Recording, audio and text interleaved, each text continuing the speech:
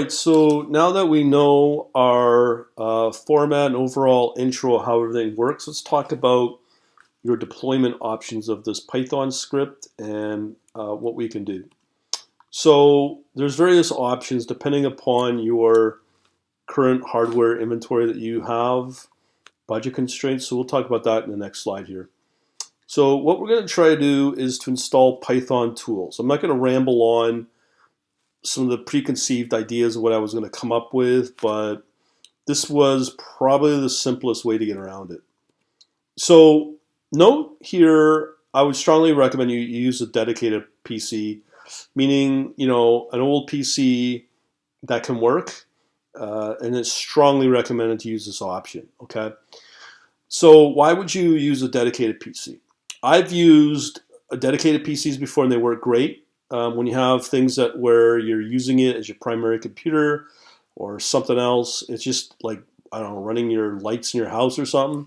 Would not recommend it because from an operating system point of view, it can conflict and take away the processes. So essentially, when you get these signals, you'll want them to run uninterrupted. So the more things you can take out of your computer, less things running on it, the better. So again, you want to use a dedicated PC for this. So obviously, your choice of operating systems is out there. These are the order I would use: Linux, Mac OS, and then Windows. So the first reason I like Linux is it just doesn't have all the buggy and all the crap that comes with Windows. Linux is really geared towards those that are technically inclined to know how to use the Linux operating system or a terminal with all the command lines and all the different commands, and just use it, know how to use it. I'd definitely go with Linux. If you're like me that doesn't like Windows, Mac OS is fine. Again, but you want it dedicated. It's fairly easy. I'm sure you know all this from a Mac versus Windows perspective. And then we get the rest of the world that uses Windows. There's Windows 7 and 10. I prefer Windows 7, but it's pretty well obsolete now. But Windows 10 is out. So again, I would still use a Windows if that's all you have, and that's what you're comfortable with. That's fine. And just put this script and Python on a dedicated box, dedicated PC, and have nothing else run on it. All right, so those are your options from a dedicated PC point of view. If money is a constraint, I mean, we live in a new world now, the brave new world that we live in where people, la la la. So the other option you can do is virtualize. You can use a virtualization software like VMware or VirtualBox. VirtualBox is open source virtualization software. It's not the best option. I have set up virtual machines that will operate like a so-called quote unquote air quote operating system, but then you turn it off and then you turn it back on, and now the virtual machine's corrupted and it's useless and you can't use it again. So there's that. If you want to go with virtualization, I would definitely prefer people to use VMware or Fusion for the Mac. It's more stable, it's more robust. VirtualBox I just haven't had the best experience with. That's for people that are in real hard luck, that are down on their luck kind of thing. But I wouldn't recommend it. But you definitely can use it as an option. So we'll go over that in some of the tutorial videos I'd recommend to follow in this PowerPoint or this document here, this slide deck. Okay, so the other thing I forgot to mention about dedicated PCs, you always got to remember when you're running a crypto bot, specifically something that you kind of own and control, cryptocurrency never closes down. That's the beauty of it. So you could be profiting through the night when you sleep. You could also be profiting on weekends when the traditional futures, commodity, whatever stock markets are closed. So you have that as an option.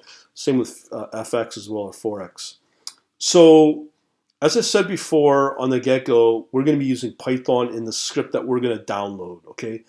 I don't expect you to know Python, but this is what I use. I've looked at many ways to deploy this from a support level to keep this service affordable, this is the only option I can provide. I've put up videos on using other Telegram and other signaling, message queuing systems and messenger systems. They're just a mess to deal with.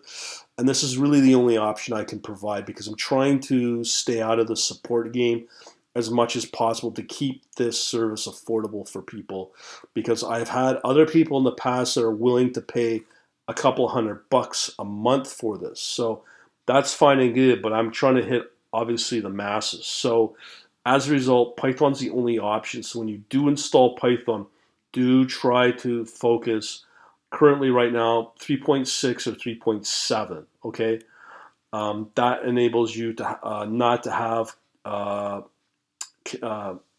compatibility problems with all the modules and packages that you'll need for the Python script that we're going to download. So if you can, just stick with 3.6 or 3.7 of Python.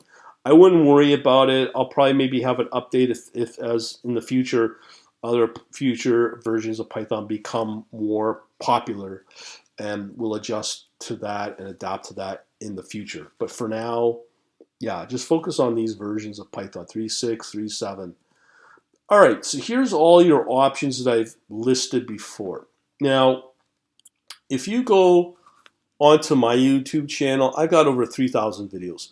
Some of them include videos of me teaching how to install VirtualBox with Ubuntu Linux and Python. So these are your different options.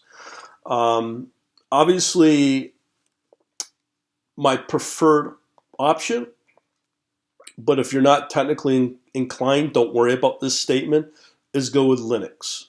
And there's so many distributions of Linux out there. From a non-technical, I just find Ubuntu is the easiest to work with because it comes out of box with a lot of good software that's free and open source that you can use. That's the only reason I'd use Ubuntu. But as you can see here, I've got many options here. So we have install VirtualBox. Again, not the preferred option, but you can do it here. This is a fairly popular video. That's with Python. It's complete end-to-end tutorial on how to set it up with Python working. It's an old video, but it should still be relevant today. The other one is I show how to set up Ubuntu Linux with VMware. Now, there's the two options on the virtualization, VMware and virtualization.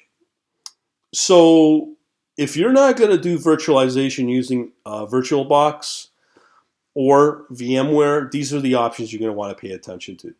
So let's say you want to learn Ubuntu or Linux on the fly, you can do that. You may frustrate yourself by doing that, but I do have some people that are willing to do that. So I have a video here on showing you how to set up on a desktop, dedicated desktop PC. So there's this tutorial. Now, this is an older video, Windows 7.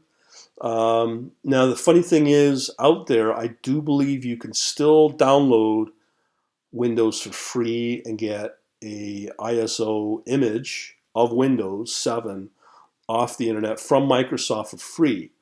I prefer Windows 7 over Windows 10. This is just my own personal opinion. There's less junk on Windows 7 versus 10. And we already know about the upgrade and updating nightmare called Windows 10.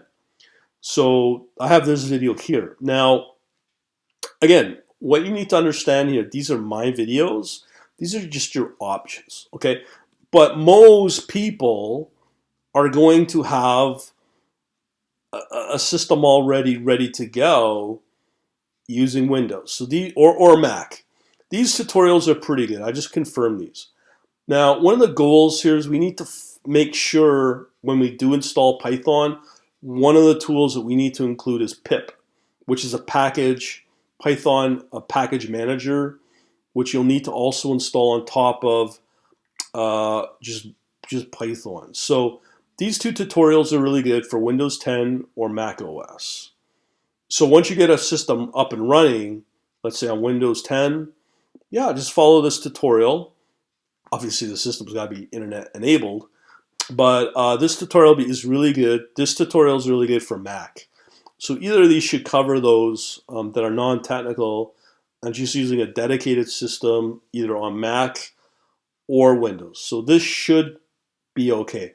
I'm really happy to tell you that Python downloading process is way easier now. Includes everything you need, and most of it you don't need outside of the Python interpreter and pip are the two things you'll need to worry about setting this thing up. Everything else you don't need to worry about, like the editor or the ID and all. You don't need to worry about that. Just focus on the Python interpreter and the package manager called pip. And sometimes it's called pip3, which coincides with Python 3. So take that note. All right, so that should help you to get Python up and running with pip. And that's why there's Python, and the tools would include pip, the Python package manager, pip or pip3. Okay, so that's pretty well it. Thanks for watching.